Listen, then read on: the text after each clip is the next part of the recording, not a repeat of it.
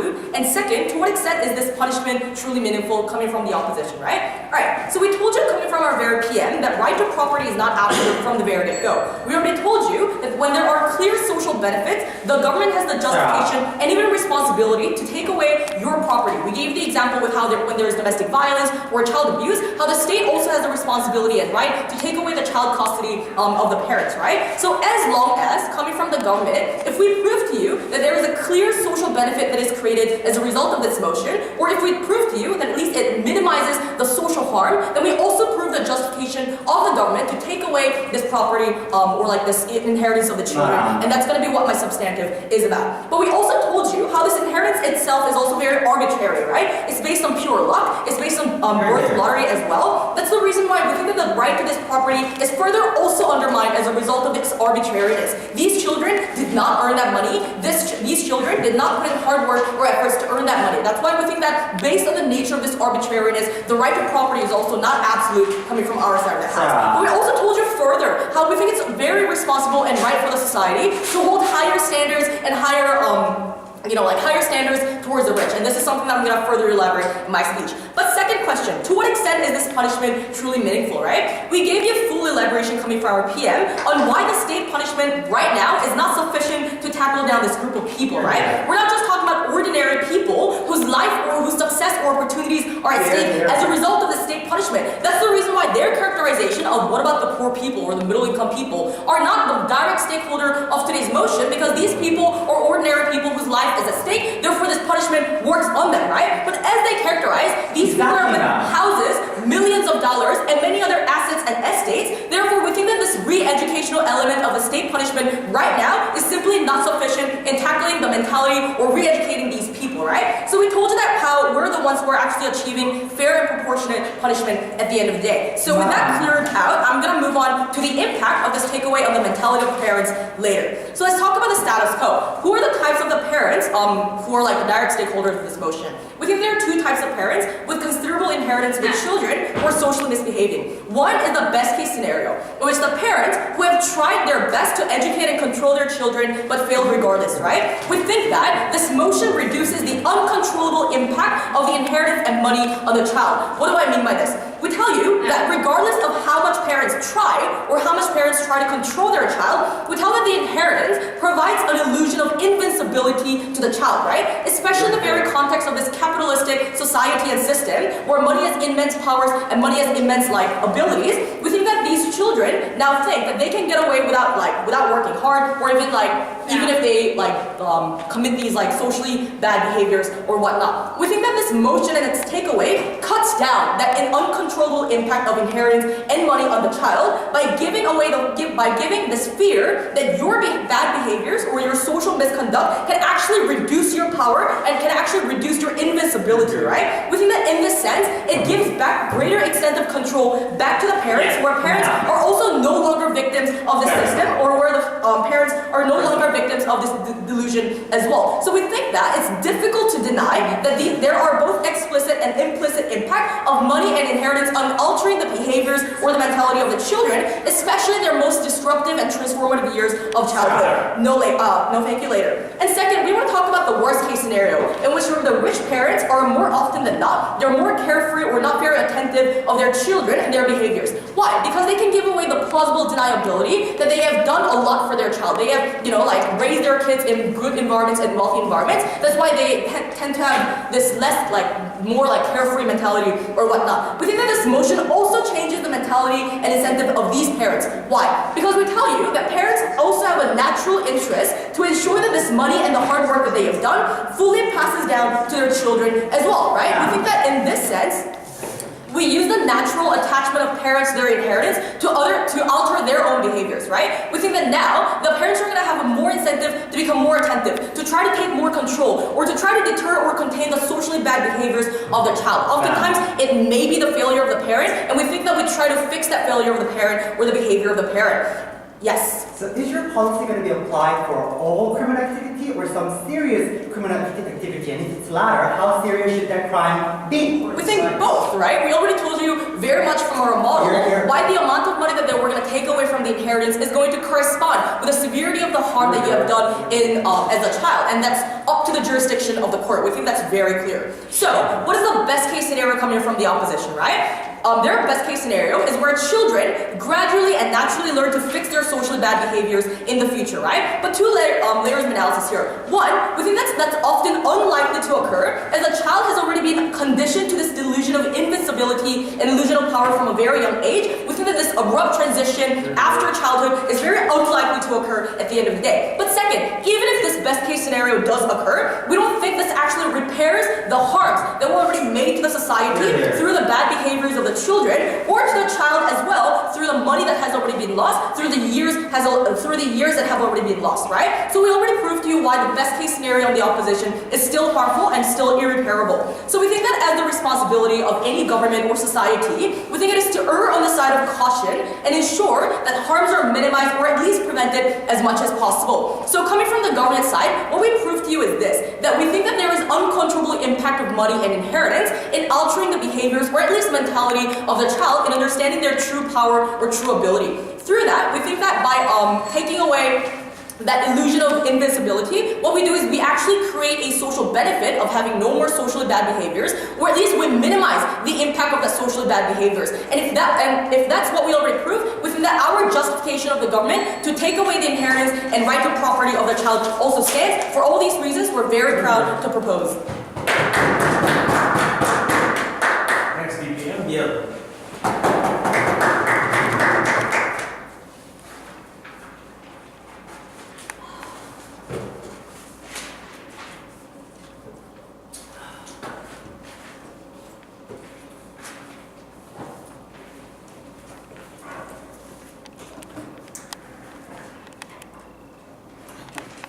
Sorry, it's in Korean.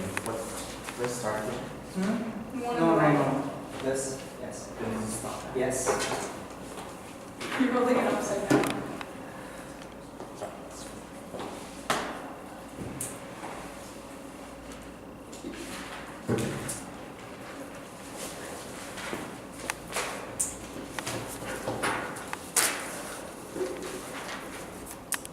Boy oh boy, I'll be on YouTube. Thank God I wore my condom scarf. It's so beautiful, you can buy it online. But a couple of responses I have against Sera, ladies and gentlemen. The first thing that she said is when it comes to the effectiveness of the model in terms of addressing these problematic children.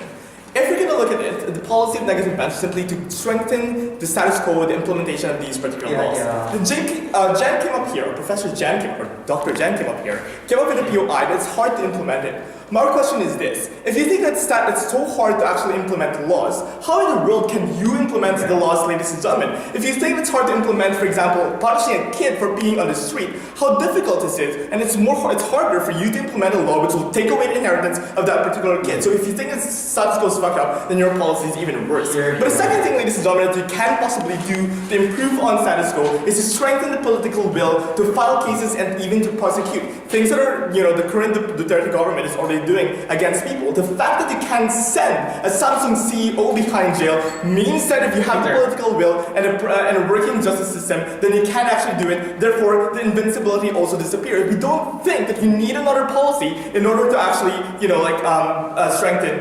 the punishment against these two people. But the third thing, ladies and gentlemen, in order to address the problem that they have, is that you have civil liabilities for parents. This happens, for example, if the kid is too young. If the kid, for example, committed theft or even murdered somebody, the person if you punish is actually the parents, ladies and gentlemen. They pay for the damages which that particular kid actually do. So what we're trying to say here, instead of punishing the kid directly, you have to empower the parents or even punish the parents to be the one to actually do all of the disciplining, largely because it's the parents who has, a better way of how to discipline that particular kid because they know the kid and they actually would most likely do a better job. But the next thing which they said is that a child, ladies and gentlemen, has a sense of invincibility. Our response to that is that Paris Hilton, ladies and gentlemen, was sent for community service, ladies and gentlemen, and we think that grounding, that knowing what's happening, ladies and gentlemen, in greater society, for them to have affinity, ladies and gentlemen, is one of the very important things in order to change these people around. Now, Paris Hilton is earning more than his grandfather, so we do think that there are a lot of examples by which community service can address these two things. But secondly, we think that punishing them is very excessive, because not only are you going to send them to community service, you're also going to take away their particular inheritance. We say that if your policy is not proportional, therefore it worsens that kind of situation for the kids. These are impressionable kids who will actually carry grudges against you for something which they did in the past, ladies and gentlemen, which is not indicative of their potential in the future. George W. Bush, for example, was a druggie, but then he became a president. We see that you're not looking at the potential of these particular individuals. But secondly, with your policy, it only creates a self-fulfilling policy because of the expectations that you have that kid, that he or she will also fuck up in the future, therefore you have to take away their particular resources. We think that this is very unfair. But the third thing is the best way to go about these things is to simply educate the parents, punish the parents. If you think that taking away the inheritance is the best thing, then may the parents do that, but not the state, because the state to begin with doesn't have any rights to do so. Then let me respond to this entire point. There is right to the property, which is my third response. They said the right to property is not absolute. We agree that it's not absolute, but you taking that particular property has to be justified. What were justifications? Firstly, they said the taxation. Gaeun already said that taxation is not a confiscation to begin with, because it's a contribution by the individual towards the state, which will be redistributed. The second example that they came up with is taking away of custody. Ladies and gentlemen, custody is not taking away a property, because a child is not a property to begin with. Therefore, they don't have any basis for confiscation. Two powers which is being exercised in confiscating. The first one is police power, but there has to be a compelling state interest for them to do so. Was there any justification from their side what the compelling state interest is? But the second justification is eminent domain, which means that there has to be just compensation. In their policy, there was no just compensation whatsoever. Let me move on to my policy. On my argument, why it's dangerous for the state to take away property due to reasons which are not of clear public interest. Was their policy of clear public interest? They never justified that. I'm going to talk to you about this now. State confiscation is generally frowned upon. The reason for which is because there has to be a clear purpose, especially in a capitalist democratic society. Two reasons why you do it. Firstly is eminent domain. I talked to you about it, that there has to be just compensation. There was no just compensation on their side, but secondly, there has to be immense public interest. For example, you want to build an MRT or a train system, so they're going to take away your property, but in return, they will pay you for that. We say it doesn't fall under that particular state power. But secondly, in order for you to do this, maybe they want to use police power. So police power is taking away inherent bad, which are of clear and present danger. So you confiscate cars, for example, which are smuggled. You confiscate things like illegal drugs, because these things have compelling state and overwhelming state interest. Why is their policy, why is the standard so high, right? The standard is compelling public interest should be upheld. Firstly, it shouldn't be arbitrary, and because it will be prone to abuse. State can take away properties for false reasons or self-interested reasons, like what the debtor is actually doing in the country right now. But even if, for example, the person will be able to prove that there's no basis for that particular right to be taken away, litigation would actually take years. So the question now is, what's so dangerous about their policy? It's dangerous because there's even no compelling interest at all. They only said that there's a kid who is actually feeling this, that he's invincible. Therefore, he actually will be, he should be punished. We say that that's not an overwhelming state interest, largely because it can't simply be addressed by things like community service to begin with, and it's not even considered a crime if the person is a child, ladies and gentlemen. You punish the parent, not really the child to begin with, and it's dangerous for the state because the state will just taking away this property away from you for arbitrary reasons. Second reason, state has no right to take away from property from private individuals, ladies and gentlemen, who are giving away the property when they actually die. So the right to property is guaranteed. It's central to a person's right to acquire as well as to give away the property. Therefore, last will and testament of a person is highly protected, because the person actually who passed away is the best determinant of where their property should actually go. Should it go to an NGO? Should it go to the child or whatsoever? With their policy, they're taking away that kind of right of a parent to determine how he or she would want to dispose of the property, ladies and gentlemen. So we say that they don't have that particular right, because if they want to give it to somebody else and not to the child who's erring, then they have, it's up to them. It's within their particular discretion. So with government policies, states will take away property that the deceased actually has the rights to give away. At the end of the day, we say therefore that this is an unjust thing to do, and this is contrary to what principle of capitalism and democracy really is, which is the context of today's debate. Having said all those things, I think it's quite clear we win today's debate. Next, we have Dr.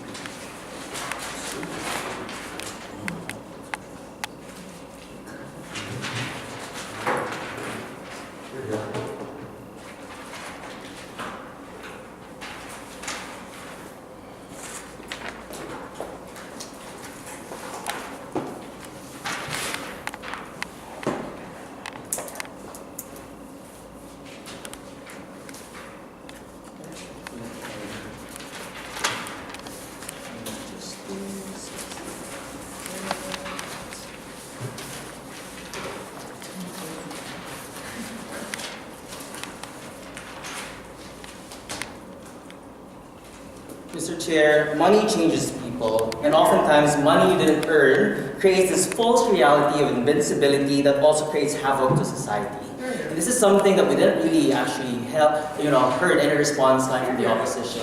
Because if you happen to notice, the arguments coming from the opposition only falls into two folds.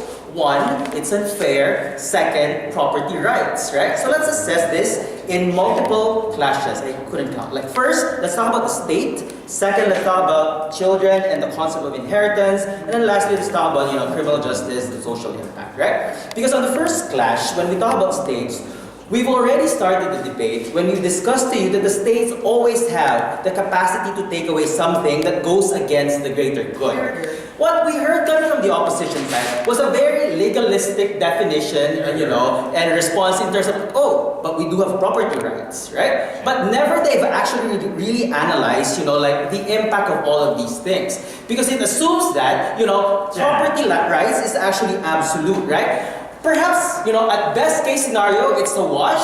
But if you look at the context, right? When Victor wanted to argue that it's not on the public interest, we don't think so, right? Money or any inheritance that you gain, even the money that your family gained, is not just your own. This was created because of all the taxation given by the people, so everyone contributed to it. So if you're going to use it against the public good, then we have a say on it. Then this is a public interest, right? And this is the thing that we've actually discussed to you, right? Because if you come to think of it, in the context of inheritance,